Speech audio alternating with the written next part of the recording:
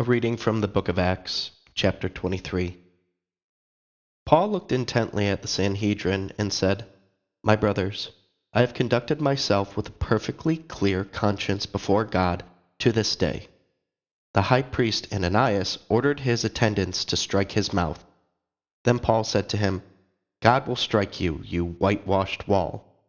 Do you indeed sit in judgment upon me according to the law, and yet in violation of the law order me to be struck?"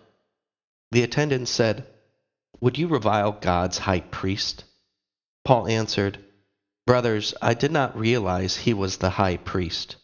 For it is written, 'You shall not curse a ruler of your people.'" Paul was aware that some were Sadducees and some were Pharisees. So he called out before the Sanhedrin, "My brothers, I am a Pharisee, the son of a Pharisee. I am on trial for hope in the resurrection of the dead."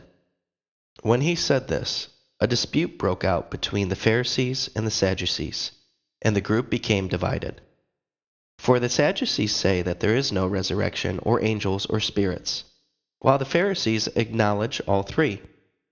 A great uproar occurred, and some scribes belonging to the Pharisees' party stood up and sharply argued, "We find nothing wrong with this man.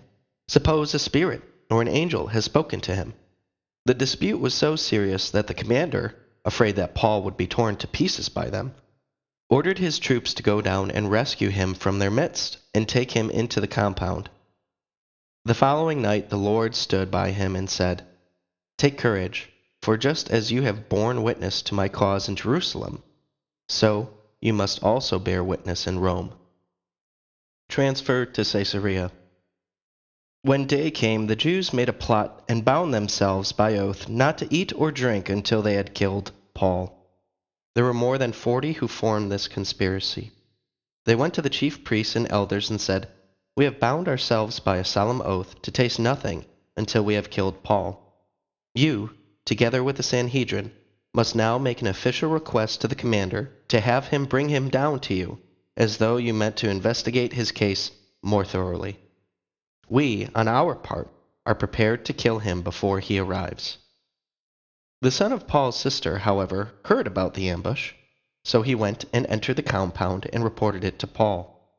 Paul then called one of the centurions and requested, "Take this young man to the commander. He has something to report to him." So he took him and brought him to the commander and explained, "The prisoner Paul called me and asked that I bring this young man to you. He has something to say to you." The commander took him by the hand, drew him aside, and asked him privately, "What is it that you have to report to me?" He replied, "The Jews have conspired to ask you to bring Paul down to the Sanhedrin tomorrow, as though they meant to inquire about him more thoroughly. But do not believe them. More than 40 of them are lying in wait for him. They have bound themselves by oath not to eat or drink until they have killed him. They are now ready and only wait for your consent." As the commander dismissed the young man, he directed him, "Tell no one that you gave me this information." Then he summoned 2 of the centurions and said, "Get 200 soldiers ready and go to Caesarea by 9 o'clock tonight, along with 70 horsemen and 200 auxiliaries. Provide mounts for Paul to ride, and give him safe conduct to Felix the governor." Then he wrote a letter with this content: "Claudius Lysias, to His Excellency the Governor Felix, greetings. This man seized by the Jews and about to be murdered by them, I rescued after intervening with my troops when I learned that he was a Roman citizen. I wanted to learn the reason for their accusations against him, so I brought him down to their Sanhedrin. I discovered that he was accused in matters of controversial questions of their law, and not of any charge deserving death or imprisonment.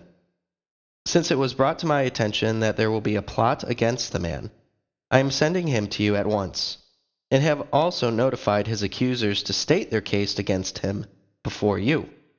So the soldiers, according to their orders, took Paul and escorted him by night to Antipatris. The next day they returned to the compound, leaving the horsemen to complete the journey with him. When they arrived in Caesarea, they delivered the letter to the governor and presented Paul to him. When he had read it and asked to what province he belonged, and learned that he was from Cilicia, He said, I shall hear your case when your accusers arrive. Then he ordered that he be held in custody in Herod's praetorium.